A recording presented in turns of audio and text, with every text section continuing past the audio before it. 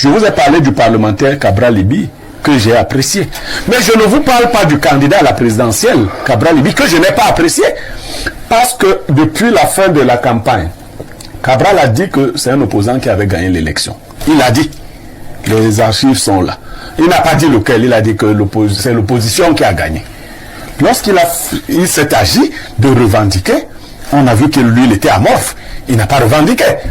À un moment donné, il a dit qu'il était un parti, que son parti était un parti de proposition. Je ne sais pas si vous convoitez la même femme. Si Aïssi va me donner des techniques pour que moi je gagne la femme que lui aussi convoite. Donc là, je n'ai pas compris.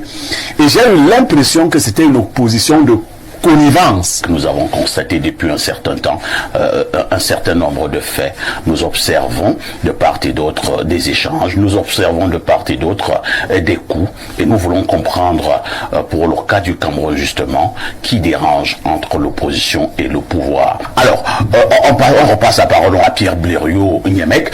Pierre Blériot-Niémec, je pense que c'est Lazare qui a commencé à poser ce problème sur la table. L'opposition camerounaise que nous avons actuellement, avez-vous l'impression que cette opposition a toujours été à la hauteur des attentes du peuple camerounais? Et si cette opposition n'était pas à la hauteur des attentes du peuple camerounais, est-ce qu'on dirait aussi que l'opposition dérange? Non, à chaque époque son opposition. Et chaque époque, l'opposition correspond aux attentes du peuple camerounais. Le téléspectateur qui vous décrivait le peuple camerounais parlait du vrai peuple camerounais. Vous n'allez pas inventer des membres d'opposition qui ne ressemblent pas à la classe sociale à laquelle ils appartiennent. Voyez-vous, il y a eu une opposition avec un peuple qui pouvait bousculer les lignes et faire bouger les choses. Cela s'est vu et cela s'est fait. À l'époque, aucun ministre ne pouvait prétendre avoir un moulinex, les abeilles et tout ça parce que les serpents à parce qu'il y avait du répondant en face. Ok? Et c'est le président Paul Biya qui était obligé de s'adresser aux opposants. On vous a cité quelques grands noms. On peut citer des gens comme Boamasso, les Frundi. Il y a eu ça. Et le peuple réagissait. Maintenant, on a fabriqué une opposition de convenance. Et le peuple s'est aussi arrimé à ça. Depuis un certain temps, vous entendrez des discours du genre « Ah, il faut laisser Biya rester là. Quand il va partir, il va partir. Bon, donc on a arrêté la politique. La vie politique ne se mène plus. Les gens vous disent, laissez Biya là, le jour où il partira, il partira. Et le peuple accompagne aussi cette forme d'opposition. On a aujourd'hui une opposition d'accompagnement. Les gens changent leur discours. Je vous ai parlé de... Moi, je parle des opposants. C'est des êtres humains qui existent. Je vous ai parlé du parlementaire Cabral Libi, que j'ai apprécié. Mais je ne vous parle pas du candidat à la présidentielle, Cabral Libi, que je n'ai pas apprécié. Parce que depuis la fin de la campagne, Cabral a dit que c'est un opposant qui avait gagné l'élection. Il a dit. Les archives sont là. Il n'a pas dit lequel, il a dit que c'est l'opposition qui a gagné. Lorsqu'il s'est agi de revendiquer, on a vu que lui, il était amorphe. Il n'a pas revendiqué. À un moment donné, il a dit qu'il était un parti, que son parti était un parti de proposition. Je ne sais pas si vous convoitez la même femme. Si Aïssi va me donner des techniques pour que moi je gagne la femme que lui aussi convoite. Donc là, je n'ai pas compris. Et j'ai eu l'impression que c'était une opposition de connivence. Du point de vue de l'opposition de M. Maurice Kamto, il faut qu'on le cite. Kamto a mené une campagne présidentielle extraordinaire. Il a eu une attitude d'opposant après ces élections. Il a commencé à revendiquer un certain nombre de choses. Moi, je dis l'attitude de Kamto était une attitude d'opposant. C'est comme ça qu'en Afrique, on s'oppose aux gens. Paradoxalement, et là, même si vous m'amenez dans quelle magie, je ne peux pas comprendre pourquoi Kamto a dit à empêcher que les gens n'aillent aspirer aux législatives et aux municipales. Ça, c'était totalement... Il ne peut rien dire là-dessus. Même quand on fait des... Alors, moi, quand on analyse comme ça, est-ce que j'ai besoin d'être pro Kamto, contre? Je m'en fous. Moi, je n'attends rien de personne. C'est ça le problème. Kamto ne peut pas nous expliquer. Il n'y a aucune explication logique du fait qu'il ait demandé aux gens, à la veille des élections législatives et municipales, de se retirer. Cela a fragilisé. Parce que ceux qui vont en politique, Signé vous le disait, eux ils ont des intérêts matériels qu'ils mettent aussi en avant. politique Nanjangi, les gens veulent servir le peuple, mais ils veulent aussi mettre quelque chose dans leur poche. Tout à fait. Alors ils veulent avoir des situations sociales. Ils voulaient être qui maire, qui député. Comme toi, tuer leurs espoirs. Et je vais donc vous dire, la seule explication logique, si on n'accuse pas Kamto d'avoir pris l'argent, la seule explication logique, c'est que Kamto ne souhaitait pas qu'il y ait de grandes figures dans le MRC, lui n'ayant pas pu être chef d'État. Ben, merci, hein. C'est votre point de vue. Oui, mais je parle de point de... Cabral Libye, c'est un jeune qui force le respect par la vivacité d'esprit qu'il a. Je suis toujours frappé par sa capacité à prendre les sujets les uns après les autres avec aisance, avec vivacité. Et je crois que dans une équipe bien structurée, bien organisée, il pourrait faire des merveilles. Et je dois dire que vous me donnez l'occasion, en posant d'ailleurs la question sur lui, parce que je me garde de parler des personnes, que je n'ai pas compris qu'il ait pu laisser croire à un moment donné que je n'avais rien fait pour interpeller ceux qui ont peut-être mal réagi lorsqu'il a lancé son mouvement 11 millions. Il sait que j'ai interpellé, en tout cas, tous ceux qui se réclamaient du MRC de cesser toute attaque ou en tout cas tout propos discourtois vis-à-vis de M. Cabral Libye et sa démarche. Pourtant, dans les médias, il a laissé penser le contraire. Je regrette surtout que quelqu'un comme lui, qui m'a donné l'impression d'être très attaché aux valeurs, notamment aux valeurs traditionnelles africaines, n'est pas par son comportement fait montre d'un très grand respect pour ces valeurs. M. Cabral Libye a pris un rendez-vous avec moi par certains de mes collaborateurs et par des moyens laissant trace. Je suis allé à ce rendez-vous, je l'ai attendu toute une après-midi, du début d'après-midi jusqu'à 19h le soir. Il n'est jamais venu, il s'en est jamais excusé.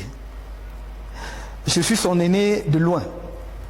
Et donc, ne serait-ce qu'au nom des traditions et des valeurs africaines, il aurait pu s'excuser, mais il aurait pu aussi le faire, par courtoisie républicaine. Mais qu'à cela ne tienne, je suis un père. Et je me veux dans cette élection un rassembleur. C'est pourquoi la main tendue que j'ai adressée aux divers candidats de l'opposition reste tendue en direction de Cabral. Ma porte lui reste ouverte. L'honorable Yoshua aussi, d'abord je dois dire que j'admire le combat qu'il a mené à l'intérieur de son parti pour gagner l'investiture de son parti. C'est méritoire et c'est respectable. Et je pense que, franchement, quand on regarde la scène politique, on doit lui lever le chapeau là-dessus. L'honorable Yoshua aussi a des accents de tribun. Il a le bagou et des accents de tribun qui peuvent nous permettre de lever le peuple camerounais. C'est pour cela, c'est pas un hasard si je lui dis... Je continue avec insistance à lui tendre la main pour que nous fassions chemin ensemble, parce que je pense qu'on peut faire des choses ensemble. Donc il a ces accents-là, il est résilient dans le débat, il est structuré dans sa pensée, et je pense que justement il a la capacité et le leadership qu'il faut pour qu'on puisse créer une dynamique qui amène l'opposition camerounaise et le peuple camerounais à la victoire en octobre prochain. Que pensez-vous d'Olivier Binet? C'est un esprit brillant. C'est un esprit brillant. J'ai pendant longtemps, jusqu'à ce que nos chemins divergent, la veille de la convention de lancement du mouvement pour la renaissance du Cameroun, cru sincèrement qu'on ferait des choses ensemble. Il est vif d'esprit, il est cohérent dans sa pensée. Je regrette simplement qu'il n'ait pas vu le champ politique au-delà du cercle de sa propre foi, que je respecte. Mais il sait qu'en cela, ce n'est pas une critique, mais il sait que notre population est riche et diverse dans ses croyances, dans sa composition, et que si nous voulons vraiment construire un mouvement capable de l'emporter, il faut être beaucoup plus ouvert que l'approche qu'il a proposée et qui a été justement à l'origine peut-être de la divergence d'itinéraire que nous avons. Vous avez des gens qui ont copié avec le RDPC. Et au moment où ils décident d'abandonner le RDPC, la seule excuse qu'ils trouvent à vous dire, c'est que non, j'étais le sauveur là-bas. Non, je suis allé là-bas parce que je suis allé sauver le Cameroun. Oui, oui. Mais si vous croyez à ça, c'est que vous êtes plus idiot que le dernier idiot de la Terre. Ils y sont allés par calcul. Parce que certains d'entre eux étaient déjà dans l'opposition. Si les gens ont été avec Froundi en 92, ils ont abandonné Froundi, ils sont entrés au gouvernement, ils ont mangé. Et manger, c'est pas le plus grave. Ils ont cautionné la souffrance des Camerounais. Mais mieux, je marche même avec les gens du RDPC une fois, c'est authentique au moins. Authentique, oui, là, il n'y a pas besoin de... Non, là, je marche avec les authentiques même du RDPC. Parce que ceux qui ont été dans l'opposition ont rejoint le RDPC et reviennent dans l'opposition, reviennent juste parce qu'ils sont en difficulté. Donc, ne tombez pas dans ces pièges. Et puis, un dernier truc que je vais vous dire qui va vous choquer. Et je sais que ça aussi, ça va faire le buzz. Je l'ai déjà dit. C'est comme l'affaire de coalition.